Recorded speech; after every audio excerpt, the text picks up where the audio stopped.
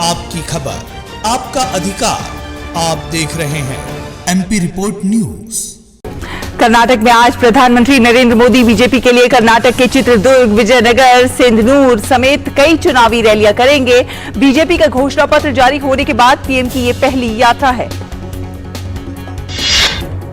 Congress party आज कर्नाटक चुनाव के लिए अपना घोषणा पत्र जारी कर सकती है। इस समय कर्नाटक में राहुल गांधी से लेकर प्रियंका गांधी और पार्टी अध्यक्ष मल्लिकार्जुन खड़गे मौजूद हैं। गृह मंत्री और वरिष्ठ भाजपा नेता अमित शाह आज मैसूरू जिले के वरुणा विधानसभा सीट के सुतुरु और चामराजनगर के कोलेगल में चुनावी जनसभा को संबोधित करेंगे। बेंगलुरु में एक रोड शो भी करेंगे। कांग्रेस नेता राहुल गांधी आज फिर एक बार कर्नाटक में चुनाव प्रचार करेंगे। इसके अलावा जेडीएस, आम आदमी पार्टी के नेता भी चुनाव प्रचार में जोर लगाएंगे। ऑल इंडिया मजलिस-ए-इत्तेहादुल मुस्लिमीन के अध्यक्ष असदुद्दीन ओवैसी आज से कर्नाटक में पार्टी उम्मीदवारों के लिए अपना चुनाव प्रचार अभियान शुरू करेंगे। निर्वाचन आयोग ने कर्नाटक विधानसभा चुनाव के मद्देनजर चुनाव तैयारियां, कानून व्यवस्था की समीक्षा की स्थिति की बैठक में तटरक्षक, नारकोटिक्स कंट्रोल ब्यूरो और कर्नाटक के आयकर विभाग समेत सीमावर्ती राज्य शामिल हुए। मुख्य निर्वाचन आयुक्त राजीव कुमार ने कर्नाटक की सीमाओं पर सतर्कता बढ़ाने का निर्देश दिया ताकि अवैध नकदी, शराब, मादक पदार्थ और उपहारों की सीमा पार से आवाजाही पर नजर रखी जा सके। मोदी सरनेम मानहानि केस में गुजरात हाईकोर्ट आज राहुल गांधी की अपील पर सुनवाई करेगा। जस्टिस हेमंत प्राचर की अदालत में दोपहर बाद सुनवाई शुरू होगी। कांग्रेस नेता राहुल गांधी की अपील पर आज गुजरात हाईकोर्ट फैसला भी सुना सकती है, जिसके बाद यह तय हो जाएगा कि उनकी सजा पर हाईकोर्ट रोक लगाएगा या फिर उन्हें ऊपरी अदालत का दरवाजा खटखटाना पड़ेगा। उत्तर प्रदेश के गाजीपुर से लोकसभा सांसद अफजाल अंसारी की लोकसभा सदस्यता खत्म कर दी गई है। बसपा सांसद अफजाल अंसारी को 16 साल पुराने मामले में 4 साल की सजा सुनाई गई थी। अफजाल अंसारी की सजा के ऐलान के बाद लोकसभा सचिवालय ने यह कदम उठाया है। कानून में 2 साल से अधिक सजा पर संसद या विधानसभा की सदस्यता अपने आप खत्म हो जाने का प्रावधान है। दिल्ली नगर निगम द्वारा तुगलकाबाद किले में चलाए गए अतिक्रमण अभियान पर आज सुप्रीम कोर्ट में सुनवाई है। याचिका में कहा गया है कि जिनके मकान तोड़े जा रहे हैं उनको मुआवजा और पुनर्वास का इंतजाम किया जाएगा। Supreme court Akhil Bharatiya football महासंघ से संबंधित मुद्दों पर दलीलों के एक बैच की सुनवाई करने वाला है, जिसमें इसके मसौदे, संविधान के कुछ पहलुओं पर आपत्तियां भी शामिल है।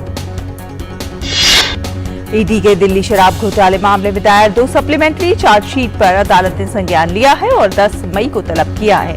चार्जशीट में अरुण रामचंद्र पिल्लई, राजेश जोशी, अमनदीप ढाल, गौतम मल्होत्रा और राघव मगुंथा के नाम हैं। अंतर्राष्ट्रीय योग दिवस की 50 दिनों की उल्टी गिनती को चिन्हित करने के लिए जयपुर में एक कार्यक्रम में लगभग 20,000 लोगों ने योगाभ्यास किया।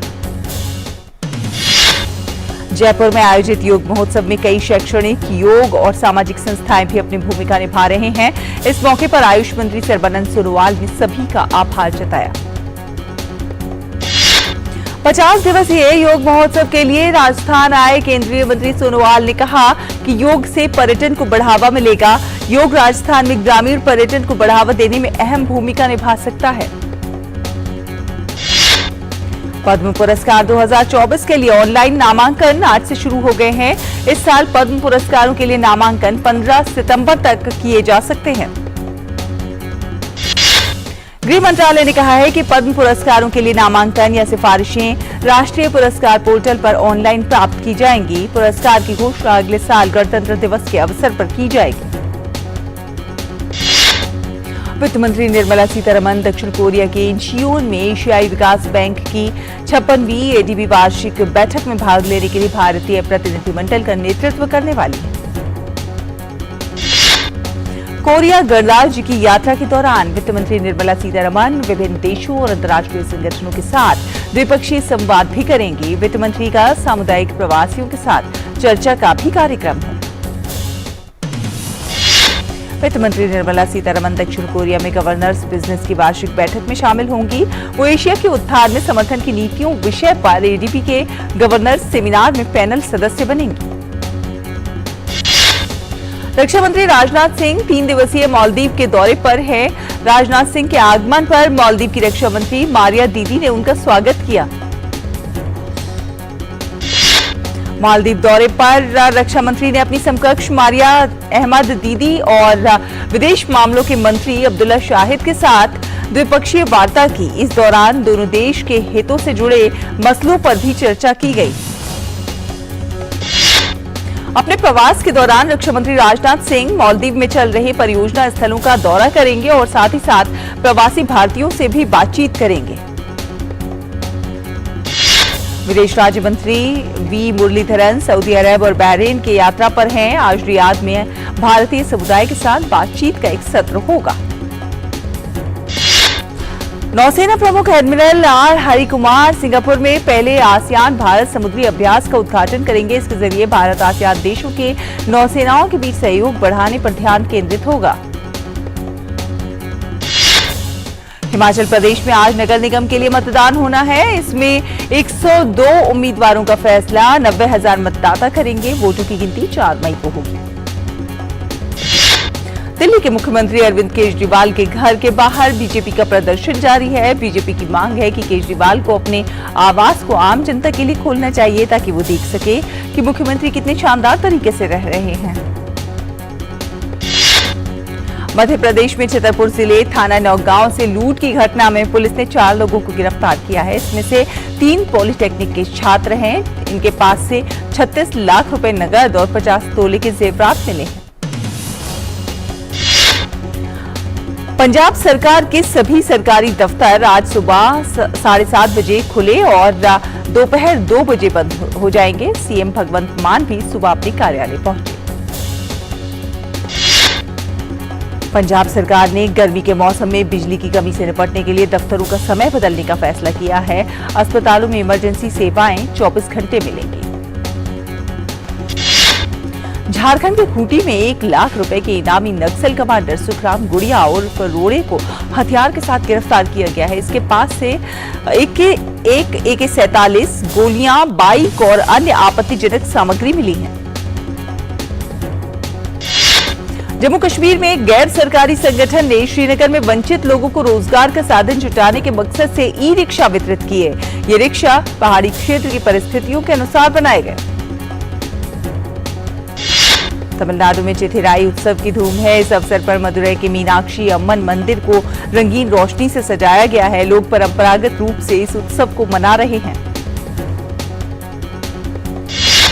मौसम विभाग ने देश के अधिकांश हिस्सों में अगले कुछ दिनों में तेज बारिश और आंधी की चेतावनी जारी की है। इसके मद्देनजर ऑरेंज अलर्ट भी जारी किया गया है। महाराष्ट्र और कर्नाटक के कोस्टल एरिया को छोड़कर लगभग सभी जगहों में बारिश और थंडरस्टॉर्म की संभावना है। इन इलाकों में लोगों से सतर्क रहने को कहा गया है। मौसम विभाग ने जम्मू कश्मीर, हिमाचल, उत्तराखंड, उत्तर प्रदेश, मध्य प्रदेश, छत्तीसगढ़, ओडिशा, आंध्र, तेलंगाना, तमिलनाडु, पुडुचेरी के लिए ऑरेंज अलर्ट जारी किया है।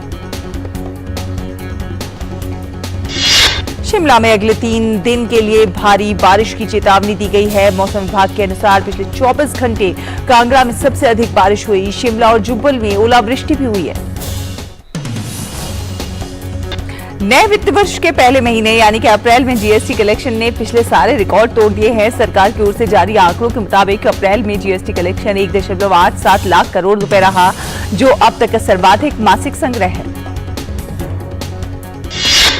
अप्रैल माह के कलेक्शन में सीजीएसटी 38,440 करोड़ रुपए, एसजीएसटी 47,412 करोड़ रुपए, आईजीएसटी 89,158 करोड़ रुपए रहा।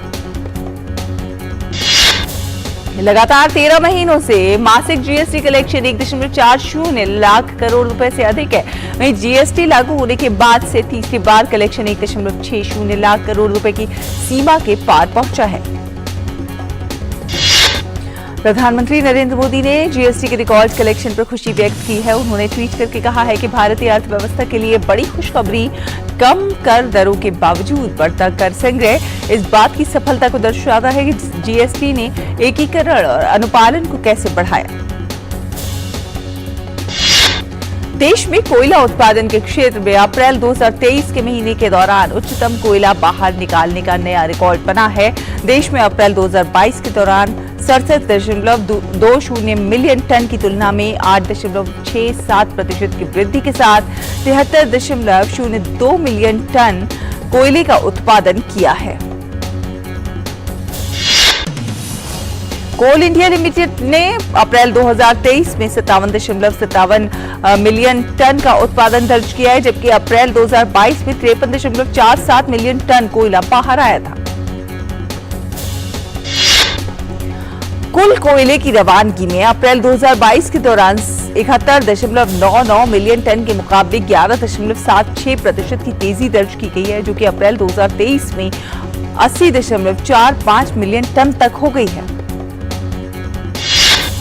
व्यापक आर्थिक साझेदारी समझौते के तहत भारत और यूएई के बीच द्विपक्षीय व्यापार 72.9 अरब डॉलर से बढ़कर 84.5 अरब डॉलर हो गया है।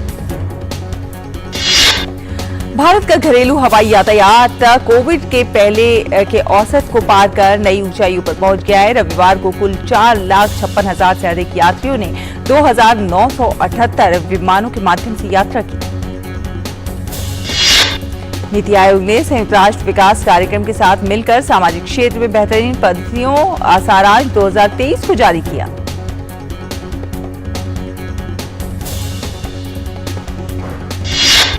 देश की स्वतंत्रता के 75 साल के उपलक्ष्य में तथा केंद्रीय मंत्रियों और राज्य सरकारों के प्रयासों को उजागर करने के लिए इस सारांश में 14 प्रमुख सामाजिक क्षेत्रों के अध्ययन शामिल हैं। मेटा के स्वामित्व वाले त्वरित संदेश सेवा मंच व्हाट्सएप ने मार्च में 47 लाख से अधिक भारतीय खातों को प्रतिबंधित किया है। ये संख्या फरवरी के 45 लाख से अधिक खातों से ज्यादा है। अप्रैल में मैन्युफैक्चरिंग सेक्टर में पीएमआई 4 महीने के उच्चतम स्तर पर पहुंच गई। अप्रैल में S&P global manufacturing purchasing managers index मार्च के 56.4 से बढ़कर 57.2 अंक पर जा पहुंची। फ्रांस में राष्ट्रपति इमैनुअल मैक्रों के पेंशन सुधार के खिलाफ अपना गुस्सा निकालने के लिए हजारों लोग मजदूर दिवस के अवसर पर सड़कों पर उतरे, जिसके बाद कल पूरे फ्रांस में प्रदर्शनकारी सुरक्षा बलों से भिड़ गए। आंतरिक मंत्री गेराल्ड डार्मेनिन ने कहा है कि मुख्य संघ के नेतृत्व वाले मार्च के इतर कई शहरों में हिंसा भड़कने के कारण पूरे फ्रांस में कम से कम 108 पुलिसकर्मी घायल हो गए और 291 लोगों को हिरासत में लिया गया। पेरिस में कट्टरपंथी प्रदर्शनकारियों ने पुलिस पर प्रोजेक्टाइल फेंक और बैंकों और एस्टेट एजेंटों जैसे व्यवसायों की खिड़कियां तोड़ दी। सुरक्षा बलों ने आंसू गैस और वाटर कैनन के साथ जवाब दिया। रूस और यूक्रेन के बीच चल रहे संघर्ष पर व्हाइट हाउस ने कहा कि पूर्वी यूक्रेन में 5 महीने की लड़ाई में 20,000 से अधिक रूसी सैनिक मारे गए हैं और अन्य 80,000 घायल हुए हैं। रूस लगातार अभी भी यूक्रेन के कई क्षेत्रों पर कब्जे की कोशिश कर रहा है। राष्ट्रीय सुरक्षा परिषद के प्रवक्ता जॉन किर्बी ने कहा है कि अनुमान है कि कार्रवाई में मारे गए 20,000 सहित रूस के 1 लाख से अधिक सैनिक हताहत हुए हैं। किर्बी ने कहा कि बड़े पैमाने पर डोनबास में आक्रामक रूप से रूस का प्रयास विफल हो गया है। राष्ट्रीय सुरक्षा परिषद के प्रवक्ता जॉन किर्बी ने कहा है कि रूस वास्तव में रणनीतिक रूप से महत्वपूर्ण किसी भी क्षेत्र पर कब्जा करने में असमर्थ रहा है। अमेरिकी सरकार ने देश में लागू कोविड पब्लिक हेल्थ इमरजेंसी और नेशनल इमरजेंसी को खत्म करने का ऐलान किया है। बाइडेन प्रशासन ने इसी साल जनवरी में ऐलान किया था कि वो कोरोना महामारी के हालात और मामलों की समीक्षा करने के बाद 11 मई से देश में राष्ट्रीय आपातकाल खत्म कर देंगे। वहीं अमेरिका जाने वाले संघीय कर्मचारियों, संघीय ठेकेदारों, विदेशी हवाई यात्रियों के लिए टीके की आवश्यकताएं भी 11 मई को समाप्त हो जाएंगी। इस महीने के अंत में ऑस्ट्रेलिया में क्वाड नेताओं के शिखर सम्मेलन से पहले व्हाइट हाउस ने कहा है कि इस समय क्वाड में नए सदस्य को जोड़ने की कोई योजना नहीं है। क्वाड देशों के राष्ट्राध्यक्ष 24 जून को ऑस्ट्रेलिया में मिलने वाले हैं। यूक्रेनी सेना के भीषणतम पलटवार की तैयारी के बीच रूस ने यूक्रेन के शहरों पर मिसाइलों की जोरदार बौछार करना शुरू कर दिया है। इन हमलों में 2 लोगों की मौत हो गई है। इसके अलावा हमले में दर्जनों घरों और अन्य इमारतों को नुकसान पहुंचा। यूक्रेन के राष्ट्रपति ने वीडियो संदेश में कहा कि रूस के इस ताजा हमले में 2 लोगों की मौत हो गई और बच्चों और अन्य महिलाओं समेत 40 अन्य लोग घायल हो गए। पिछले दिनों ही राष्ट्रपति कार्यालय ने भीषण हवाई हमले की चेतावनी के बाद एयर डिफेंस को अलर्ट कर दिया था। अमेरिका के राष्ट्रपति जो बाइडेन ने सोमवार को व्हाइट हाउस में फिलीपीन के राष्ट्रपति फर्डिनेंड मार्कोस जूनियर का स्वागत किया। अमेरिकी अधिकारियों ने कहा कि पिछले 1 साल में अमेरिका फिलीपीन संबंधों में मजबूती आई है। ब्राजील में खनन माफियाओं के हमले में यानोवामी क्षेत्र में सोने के अवैध खननकर्ताओं के हमले में एक व्यक्ति की मौत हो गई और 2 अन्य गंभीर रूप से घायल हो गए। स्थानीय अधिकारियों के अनुसार यह हमला वेनेजुएला की सीमा से सटे उत्तरी ब्राजील के ओक्सियो में हुआ। हमले में 3 लोगों को गोली लगी थी, जिसमें से एक की इलाज के दौरान मौत हो गई। अमेरिका में सोमवार को आई धूल भरी आंधी के दौरान दक्षिणी इलिनॉइस में हुए सड़क हादसों में कई लोगों के मारे जाने की खबर है। वहीं इन हादसों में दर्जनों लोगों के घायल होने की भी सूचना है। इलिनॉइस स्टेट पुलिस ने बताया कि मोटे तौर पर 40 से 60 कारें और कई बड़े ट्रक हादसे का शिकार हो गए। करीब 30 लोगों को अस्पताल में भर्ती कराया गया। चिली में मे डे के दौरान बेहतर श्रम स्थितियों की मांग को लेकर ब्यूनस आयर्स और काराकस की सड़कों पर हजारों लोगों ने मार्च निकाला। चिली में मार्च के दौरान प्रदर्शनकारियों और सुरक्षा बलों के बीच झड़पें भी हुई। सैंटियागो में भी विभिन्न ट्रेड यूनियनों के मई दिवस के मार्च के दौरान हुई हिंसा को कुचलने के लिए पुलिस ने वाटर कैनन का इस्तेमाल किया।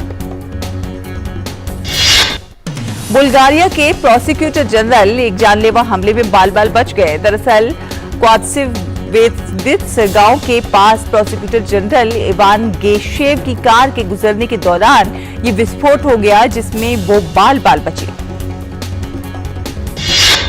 सूडान में सेना और अर्धसैनिक रैपिड सपोर्ट फोर्स के बीच संघर्ष विराम के बावजूद खार्तूम और पड़ोसी शहरों में हमले लगातार जारी हैं। हमलों के बीच सूडान से बड़ी संख्या में लोगों का पलायन हो रहा है।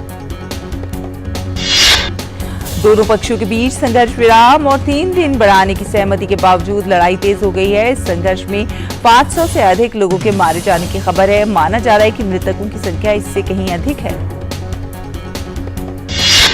वहीं ऑपरेशन कावेरी के तहत हिंसाग्रस्त सूडान से भारतीयों की सुरक्षित स्वदेश वापसी जारी है। जद्दा से 10वीं आउटबाउंड उड़ान के जरिए 231 लोगों को विमान से अहमदाबाद लाया जा रहा है। मोहम्मद हुसामुद्दीन ने IBA mains world boxing championship 2023 में जीत के साथ भारत के अभियान की शुरुआत की। हुसामुद्दीन ने 57 किलो वर्ग के अपने पहले मुकाबले में मैसेडोनिया के मुक्केबाज को 5-0 से हराया। 60 किलो भार वर्ग में भारत के वरिंदर सिंह उज्बेकिस्तान के मुजीबुलो तुर्सुनोव के खिलाफ हार गए। वरिंदर को 0-5 के अंतर से हार मिली और वो प्रतियोगिता से बाहर हो गए। आज टोक्यो ओलंपिक और 2019 एशियाई चैंपियनशिप में देश का प्रतिनिधित्व कर चुके आशीष चौधरी और पहली बार विश्व चैंपियनशिप में हिस्सा ले रहे हर्ष चौधरी अपने अभियान की शुरुआत करेंगे। इंडियन प्रीमियर लीग में आज होने वाले मैच में गुजरात टाइटंस का सामना होगा दिल्ली कैपिटल्स से। ये मैच अहमदाबाद के नरेंद्र मोदी स्टेडियम में खेला जाएगा। IPL में आज का मुकाबला क्लैश ऑफ द अपोजिट्स है। गुजरात टाइटंस इस वक्त 12 अंक के साथ पॉइंट्स टेबल में पहले पायदान पर है। वहीं दिल्ली कैपिटल्स 4 अंक के साथ 10वें स्थान पर। लखनऊ सुपर जायंट्स को 18 रनों से हरा दिया। RCB ने टॉस जीतकर पहले बल्लेबाजी करते हुए 20 ओवर में 9 विकेट पर 126 रन बनाए। 127 रन के लक्ष्य का पीछा करते हुए लखनऊ सुपर जायंट्स की टीम 19.5 ओवर में 108 रन बनाकर आउट हो गई। लखनऊ के लिए सबसे ज्यादा 23 रन गौतम ने बनाए। दुनिया के नंबर 1 टेनिस खिलाड़ी नोवाक जोकोविच इस साल के यूएस ओपन में हिस्सा लेंगे। अमेरिका ने पुष्टि कर दी है कि अब अंतर्राष्ट्रीय यात्रियों के लिए कोविड-19 का टीका लगवाना अनिवार्य नहीं है। रूसी टेनिस खिलाड़ी वेरोनिका कुदरमेतोवा का कहना है कि वो अपनी किट से अपने रूसी स्पॉन्सर का लोगो हटाने के बाद ही विंबलडन में भाग लेंगे। ब्रिटेन के नंबर 1 टेनिस खिलाड़ी कैमरून नॉरी को मैड्रिड ओपन में चीन के झांग झिजेन के खिलाफ हार का सामना करना पड़ा। झांग एटीपी रैंकिंग्स में शीर्ष 100 में स्थान बनाने वाले चीन के पहले टेनिस खिलाड़ी हैं। इंग्लिश प्रीमियर लीग में कल खेले गए मैच में लेस्टर सिटी और एवर्टन ने 2-2 से ड्रॉ खेला। इस ड्रॉ के बाद दोनों ही टीमों की परेशानियां बढ़ गई। आर्सेनल की टीम महिला चैंपियंस लीग के सेमीफाइनल में हार कर बाहर हो गई है। दर्शकों से खचाखच भरे एमिरेट्स स्टेडियम में आर्सेनल को 2 बार की विजेता वोल्वर्सबर्ग के खिलाफ एक्स्ट्रा टाइम में हार का सामना करना पड़ा। पूर्व फुटबॉलर क्रिस सटन का मानना है कि रविवार को टॉटनहैम हॉटस्पर्स के खिलाफ हुए मैच में अपने बर्ताव के लिए लिवरपूल के मैनेजर यर्गन क्लॉप पर टचलाइन बैन लगाना चाहिए। ब्लैकबर्न रोवर्स ने ल्यूटन के खिलाफ 1-1 से ड्रॉ के बाद अपनी चैंपियनशिप प्लेऑफ की उम्मीदें बरकरार रखी हैं। इस मैच में हायरन कार्टर ने ब्लैकबर्न के लिए अपना पहला गोल किया। रोजर ने एक मैच बाकी रहते चैंपियनशिप में खुद को सुरक्षित कर लिया है। न्यूयॉर्क स्टेडियम में खेले गए मैच में रोजर ने मिडलसब्रो को शिकस्त दी। अभिनेत्री अदा शर्मा ने साझा किया है कि उनकी आगामी फिल्म द केरल स्टोरी में केरल के प्रति कुछ भी अपमानजनक नहीं दिखाया गया। सारा अली खान जो अपनी आगामी फिल्म ए वतन मेरे वतन की शूटिंग में व्यस्त है, उन्होंने अपनी 2 फिल्मों मर्डर मुबारक और ए वतन मेरे वतन के सेट से कुछ बीटीएस तस्वीरें साझा की हैं। शिवा राजकुमार की बेटी निवेदा शिव राजकुमार की मुथु सिने सर्विस की पहली फीचर फिल्म के साथ फिल्म निर्माण क्षेत्र में कदम रख रही हैं। शाहरुख खान के बेटे आर्यन खान को अभिनय से ज्यादा लेखन और निर्देशन में दिलचस्पी है। आर्यन स्टारडम नामक आगामी वेब सीरीज में अपने निर्देशन की शुरुआत करेंगे। हाल ही में हरिद्वार के दौरे पर गई एक्ट्रेस कंगना रनौत ने साझा किया कि शादी 2 दिलों के बीच होती है और अगर 2 लोग एक दूसरे से बंधे हैं तो उनका जेंडर कोई मायने नहीं रखता। पुणे पुलिस ने कड़ा रुख अपनाते हुए ऑस्कर विजेता संगीतकार AR रहमान के एक मेगा कंसर्ट को बीच में ही रोक दिया, जिससे हजारों दर्शक और फैंस निराश हो गए। जानवी कपूर और राजकुमार राव ने अपनी upcoming cricket drama film Mr and Mrs Mahi की शूटिंग पूरी कर ली। चंद्रा के अब दिल्ली दूर नहीं का ट्रेलर रिलीज हो गया है। ये फिल्म बिहार से आए एक लड़के की IAS बनने की कहानी को दिखाएगी। इस फिल्म का ट्रेलर दर्शकों को काफी पसंद आ रहा है। फिल्म रोश का ट्रेलर रिलीज हो गया है। फिल्म रोश एक सस्पेंस थ्रिलर फिल्म होने वाली है जिसे सचिन गर्ग ने प्रोड्यूस किया है। ये फिल्म 12 मई को सिनेमाघरों में रिलीज होगी। साउथ इंडस्ट्री के मशहूर अभिनेता चिरंजीवी की आने वाली फिल्म भोला शंकर का नया पोस्टर रिलीज हो गया है। इस फिल्म में उनके अलावा कीर्ति सुरेश और तमन्ना भाटिया भी नजर आएंगे।